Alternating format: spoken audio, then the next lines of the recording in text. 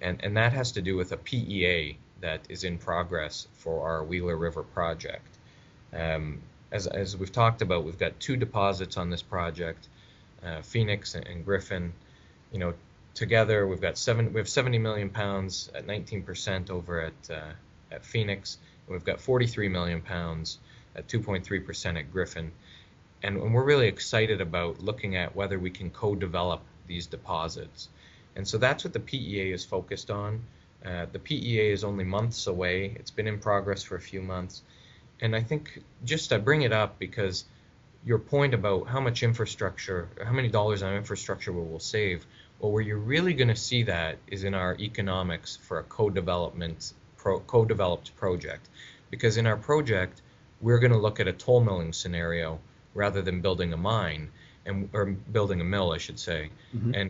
And I think that that's really important for the market to understand, because that 22.5% interest in the mill gives us comfort that there is really a good chance that we'll be able to send Wheeler River ore to McLean. And it certainly doesn't hurt that McLean has excess capacity starting in 2016.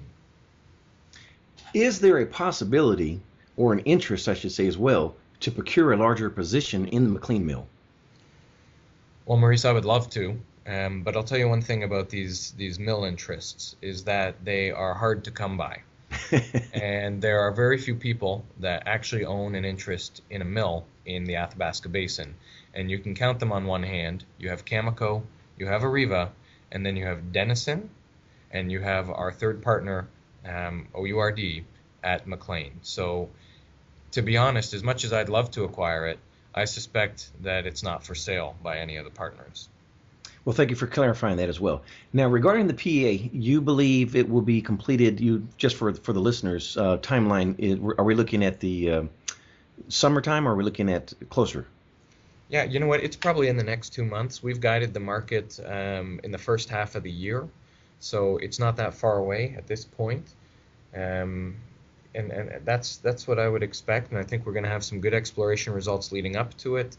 And I think the PEA, what's going to be interesting about this PEA is that we're going to prepare it in a way that fits with our profile. So our profile, like we've talked about, is about being the next producer. And so if we want to be the next producer, we have to be talking about a time horizon that's more current.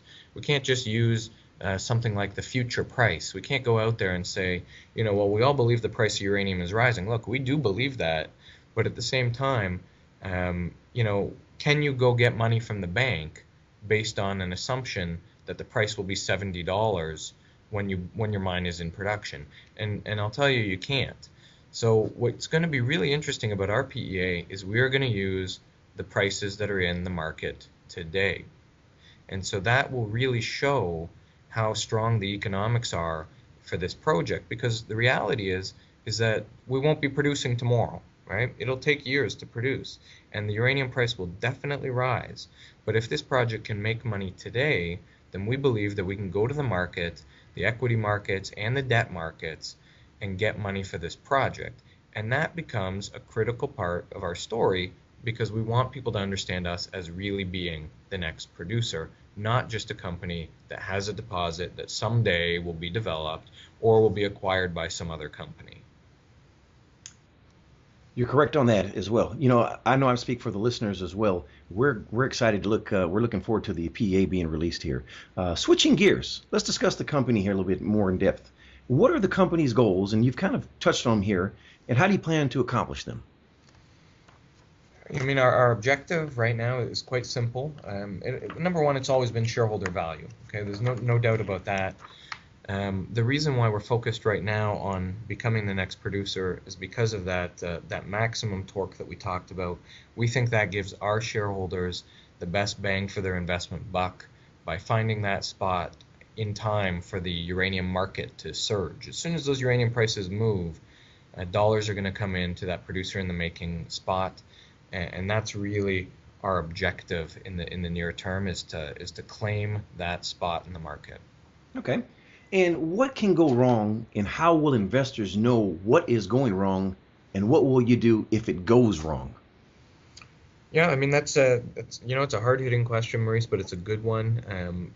it will go wrong if our economics on our project aren't good enough to actually make money in a reasonable price environment. So if we can't deliver a project that makes money, then we certainly can't be the next producer. And I think the market will know that would know if we failed based on the results in our PEA. And the reality is if we can't be that next producer, then we're certainly well positioned to continue to be a strong explorer.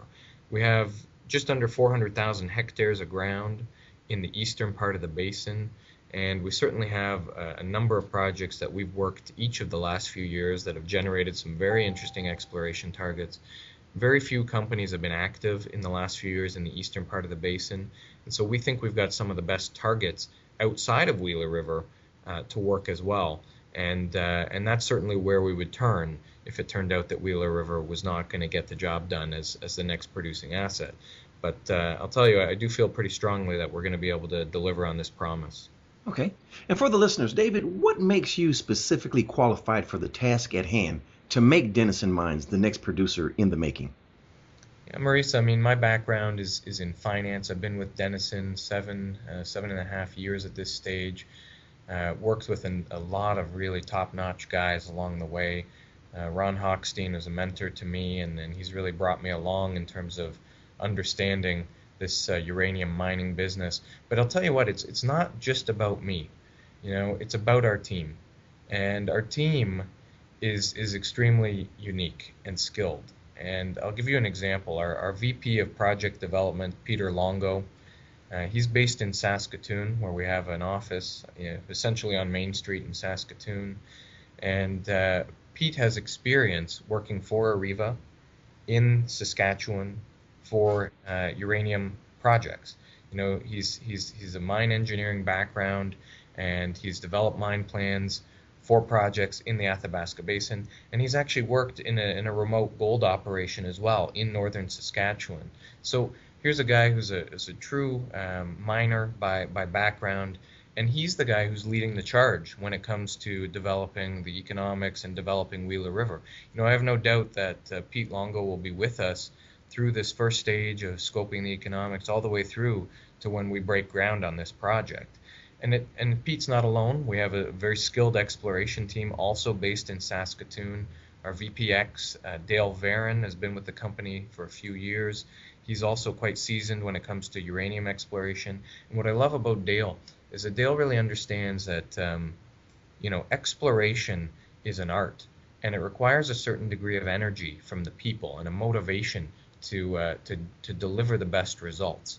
This is not a mechanical task of finding uranium in the ground. It's really a creative task, and I think the energy that Dale brings to our team is really, really quite important to where we're headed and the discoveries that are ahead for us. I'm glad you mentioned your team because it truly is reflective in the results. I mean, Denison Mines is just a phenomenal company, and it's proven by numbers, it's proven by grade, it shows. So I'm glad you mentioned your team. What do you believe has been your biggest accomplishment at Denison Mines? Well, I think, Maurice, it's a collection of a number of things because I was the CFO before I became the CEO, and we've been involved in a transformation of this company. So I wouldn't want to pick one thing. I think what it is being part of a transformation where we've gone from being a U.S. producer with marginal assets that could not really do well enough in this low price environment we've been in, with interests in Africa and Mongolia as well. What we've done in the last 3 or 4 years is transform that profile, a company with that profile, into a company that now has a clear mission of being a large-scale producer in the Athabasca. And we've done that by selling those U.S. assets. We've done that by sort of enhancing our African portfolio so that we can spin it out. And we've also done it by consolidating other assets in the Athabasca Basin, in the east in particular. And then finally, most recently, selling our Mongolian business. So it's really a collection of work, I think, that I'm proud of, that shows that we've really taken a strategic look at the entire uranium space, and we've repositioned the company for exactly where we're headed, which is to be positioned to take advantage of a fundamental rise in the uranium price by having one of the best assets in the world as the next producing asset. And kudos to you. I've watched the company evolve over the years, and that's why I'm so excited about Denison Mines. So, if you would as well, what do you believe has been your biggest shortcoming at Denison Mines? I think Denison's biggest shortcoming has probably been the amount of time we've spent marketing the company. I mean, Maurice, you're so plugged into us that that you are familiar with it. I think through all this transition, what we probably could have done better is is communicate with our shareholders, and especially some of the retail shareholders out there. I think this discovery of the Griffin deposit was really underappreciated by a good chunk of the market, and really that's partly on us for not banging the drum loud enough. And to be quite honest, it's been a difficult sector to be in. There have been a number of other discoveries, and there have been a number of other things that people could pay attention to. And I think, to be honest, that's been our largest shortcoming, is that we just haven't you know gone around telling people quite enough about our story for them to see how fantastic a company we've been building. Fair enough. David, I would be remiss if I didn't discuss fission uranium. The merger didn't take place, but does that mean that there won't be continued efforts to make the merger come to fruition? Well, Marisa, I mean, I never say never, but maybe it helps if I give some color about the merger and where we were coming from on the Denison side. What we were really looking for with fission was sort of a long-term asset that could really add value in the long run to our portfolio. We really believe that Wheeler River is the project poised to be the next producing asset in the basin, and we saw Wheeler River as being the means to fund that frontier development in the western Athabasca with fission and PLS. And so, we very much would have liked for that deal to happen, but at the end of the day, it doesn't really change our path. Our path is still Wheeler River being the next producing asset, and what we're out there looking for is that next long-term asset. And it doesn't mean it couldn't be PLS down the road. It could be PLS, but at the same time, it could be something that we find on one of our properties in the east, and a little bit make light of the transaction a little bit. But if we do find it one of our assets in the east, it certainly would be a lot cheaper than the deal that we would have done with fission. Okay. Well, and I know a lot of shareholders wanted to hear that response from you there. So thank you for sharing that. Rick Rule, he's the chairman of Sprott U.S. Holdings, and he references that in the natural resource space, there are names that have a repute for being serially successful. And they're Robert Friedland, Ross Beatty, and Lucas Lundin. Now, Mr. Lundin recently took a position on the board of directors. What prompted that decision? Well, Marisa, Lucas has been with Denison since the merger with International Uranium in 2006. He served as the chairman of Denison for a number of years. He stepped aside as chairman earlier in 2015, and Ron Hochstein was promoted to that post. Lucas stayed on as a director, but following the merger that didn't happen with fission, we made a strategic decision for Lucas to become even more engaged with Denison, and so he took the post of executive chairman. And what I can tell you is that you're 100% right about Lucas being a unique person in the mining space and having an unparalleled track record. And we're quite honored to have him serve as our executive chairman and to be accessible for the management team here. Lucas is very plugged in with the Denison story. He's following up with us on a regular basis about the progress we're making on our corporate objectives, and he's bullish about uranium. He was bullish about uranium when we were involved in the merger, and he's still bullish about uranium now. And you can see that with where we're trying to take the Wheeler River project and how we're trying to build this company into being that next producer. That's an idea that Lucas is fully behind. And like I said, we're actually quite blessed to have Lucas wanting to be so engaged in our story. Well, I can tell you, I know a lot of shareholders are excited as well to have Mr. Lundin there. So take the position, I should say. Who are the biggest institutional investors, and how much did they or will they pay, and when can they sell? Well, Maurice, we hope they never sell. But our biggest institutional shareholders, really there's three groups of large shareholders out there. We have a group from Korea called KEPCO. This is a Korean utility. So they have a significant interest, around 11% of Denison. We also have a company here in Canada called Butyl Goodman. That's a fund that is invested in Denison. They're a significant shareholder. And then I think the third one is basically the Lundin family interest. So between those three shareholders, we really hope that none of them are looking to sell, and from what we understand, they're all really in it for the long run on Denison. And we're actually quite happy to have all three of them be strong supporters for the company. Okay. And finally, let's discuss some numbers. Let's talk about the balance sheet and shares. And the floor is yours here. Yeah, sure. We've got just around 518 million shares outstanding. We've got a market cap in Canada in the 330, $350 million range right now. That's historically low based on where we have been in the past. And again, that's that oil and gas connection that seems to be dragging us down. Balance sheet wise, we're funded for 2016. We raised money in the flow-through market in 2015, $15 million Canadian that we raised in 2015, and that's earmarked for 2016. So our exploration activities funded through 2016. We've talked a little bit about cash flow. I think whenever we bring up the balance sheet, really critical to talk about the fact that we've got internal sources of cash flow.